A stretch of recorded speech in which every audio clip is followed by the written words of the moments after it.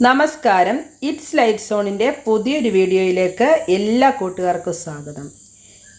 കേരളത്തിലെ ഒരേ ഒരു ദുര്യോധന ക്ഷേത്രത്തിലെ വിശേഷങ്ങളാണ് ഇന്നത്തെ വീഡിയോയിൽ ഉൾപ്പെടുത്തിയിരിക്കുന്നത്. ദക്ഷിണേന്ത്യയിലെ ഒരേ ഒരു ദുര്യോധന ക്ഷേത്രമാണ് പെരുവിരുത്തി മലനട അല്ലെങ്കിൽ മലനട എന്നറിയപ്പെടുന്ന ക്ഷേത്രം. ഈ ക്ഷേത്രം കേരളത്തിൽ കൊല്ലം ജില്ലയിലെ കുന്നത്തൂർ താലൂക്കിൽ പോരുവഴി എന്ന സ്ഥലത്ത് സ്ഥിതി ചെയ്യുന്നു. കുന്നിൽ ഒരു ക്ഷേത്രമുണ്ട്.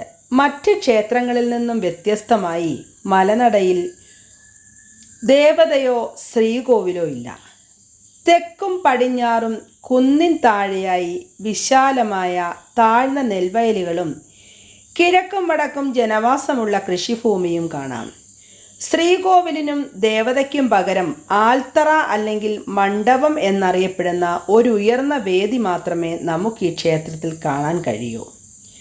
ഒരു വിഗ്രഹത്തിൻ്റെ അഭാവത്തിൽ ഭക്തർ സങ്കല്പം എന്ന മാനസിക പ്രക്രിയയിലൂടെ ഒരു ദിവ്യശക്തിക്ക് സ്വയം സമർപ്പിക്കുന്നു.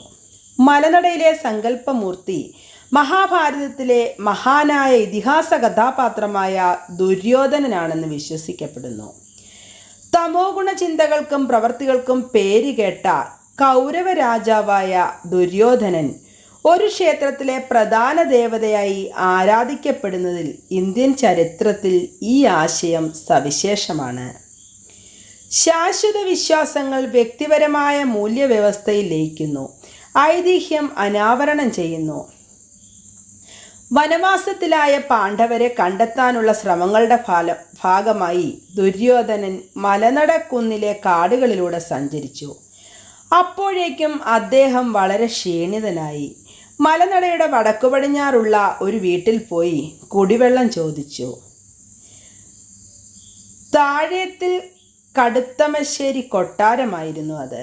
അവിടെയാണ് മലനട അപ്പൂപ്പൻ താമസിച്ചിരുന്നത്.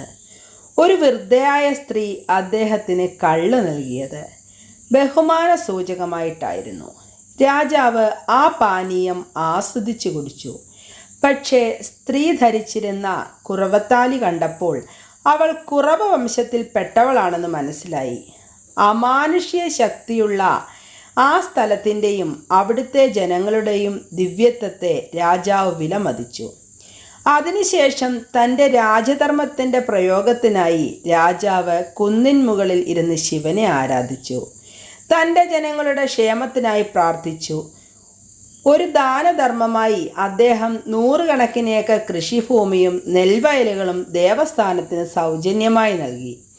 ഇപ്പോഴും ഈ മലമുകളിൽ പറഞ്ഞ സ്വത്തിൻ്റെ ഭൂനികുതി ദുര്യോധനൻ എന്ന പേരിൽ ഈടാക്കുന്നു.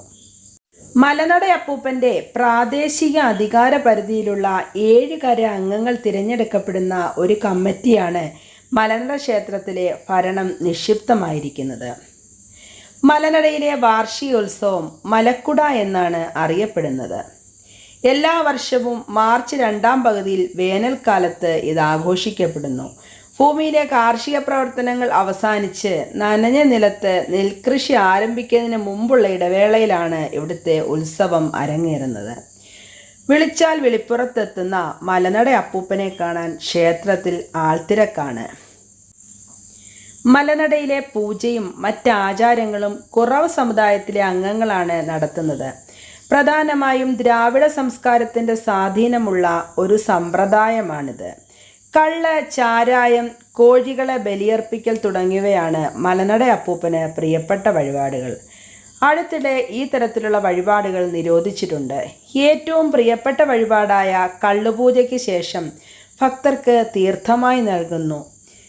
കള്ള്, ജീവനുള്ള കോഴികൾ, അടുക്ക് എന്നിങ്ങനെ ജീവനുള്ള ആട്, കാള, തീവെട്ടി, കറുപ്പ് കച്ച, കൊടി, വാൾ, മുത്തുക്കുട, ആൾരൂപങ്ങൾ, ഉലക്കുട, നേർച്ചകൾ, നേർച്ചക്കുതിര, സ്വർണ്ണനൂൽ, കരിപ്പുകെട്ടി തുടങ്ങിയവ അപ്പൂപ്പന് സാധാരണ വിളമ്പുന്ന സാധനങ്ങളാണ്. പ്രകൃതിയോടും കൃഷിയോടും യുദ്ധത്തോടും ആഘോഷങ്ങളോടും വളരെയേറെ വിശ്വസ്തത പുലർത്തുന്ന ഒരു സംവിധാനമാണിത്. വിളവെടുപ്പിന് ശേഷം ഭൂഗർഭതണ്ട്, വാഴ, മുതലായ കാർഷികോൽപ്പന്നങ്ങൾ അഗ്നിയിൽ ചുട്ടുപഴിപ്പിച്ച് ദേവന് സമർപ്പിക്കുന്നത് ചുട്ടുപൂജ എന്നാണ് അറിയപ്പെടുന്നത്.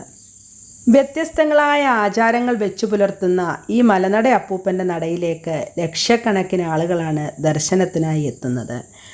അപ്പൂപ്പനോട് പ്രാർത്ഥിച്ച് ആഗ്രഹ സാഫല്യം നേടിയവരാണ് അവരിൽ പലരും. എല്ലാവർക്കും അപ്പൂപ്പൻ്റെ അനുഗ്രഹം ഉണ്ടാകട്ടെ.